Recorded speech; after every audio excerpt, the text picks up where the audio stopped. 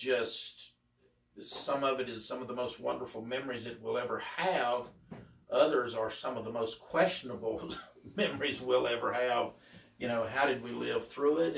And as I've said to my son Donovan, would I do it again? Probably, because it was such a wild time in life, so unpredictable, so full of life. I'm probably getting off on a psychological aspect of it, but that was all part of the mystique. Brett, was the unknown, and that kind of played a part in my 5-second pass. It was the unknown. It was the crossing that fence, crossing that bridge, not really knowing why was there a barrier there to begin with that seemed to be for so long. You know, Bill Coleman run a 6.0, like a 6.00 with a 3, like, God, 6 years before I ran the 5. So why was there a barrier? You know, there's all these questions. It's kind of like, you know, military or whatever, aviation breaking the sound barrier. What actually happens on the other side of that? So there was so much unknown and so much aspect of pride and curiosity to it that I think drove us all. Charles Carpenter and those guys, they kind of paved the way and made the category popular. And then I feel I can safely say that I cashed in on what their early groundwork was. So you guys were sort of in the middle, I guess. We're talking the forefathers, the early groundwork, as you said, the Charleses, the Robbie Vandegrift's, Tommy Mooney, Bill Coolman, Scotty Cannon.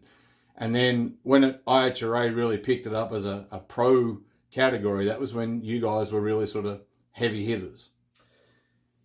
IHRA picked it up as a pro category in 1990, okay? And that was the part that the aforementioned Robbie Vandegrift, Charles Carpenter, Scotty Cannon, Bill Coleman, Tommy Mooney, for lack of a better name, or any other names, as well as a lot of the other guys. Forgive me for not being able to bring their name to the forefront right now. I'm just dumb that way. Walter Henry, I didn't want to forget him. He was one of the guys. So many of them. But anyway, with those aforementioned, Brett,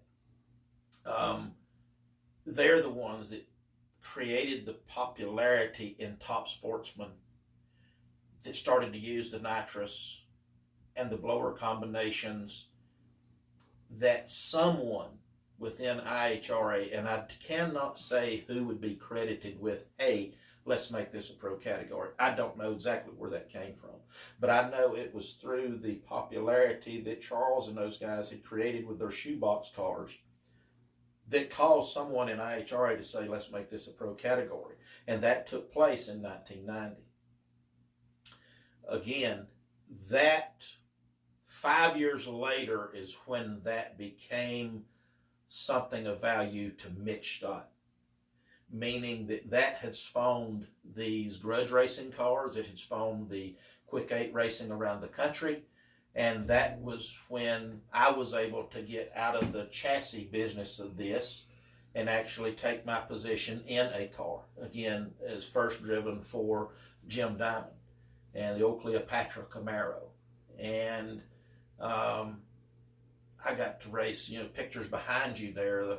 The Ronnie Socks was a hero of mine as a kid from Pro Stock and Super Stock and all the things he done. But this enabled me to race against Ronnie Socks. So, but anyway, that's what they created, enabled me to do, because it brought guys like Ronnie Socks into this thing. You with me? It was so popular that a guy with Ronnie Socks' Pro Stock history, as well as all the other racing that he had did, he was interested in this. And then it gave a guy like me the opportunity to race my childhood hero, of which, before Ronnie ultimately passed away, unfortunately, he and I become good friends. That was the connection for me. But Brett, that was where it really got into gear for Mitch Stott, was in about 95.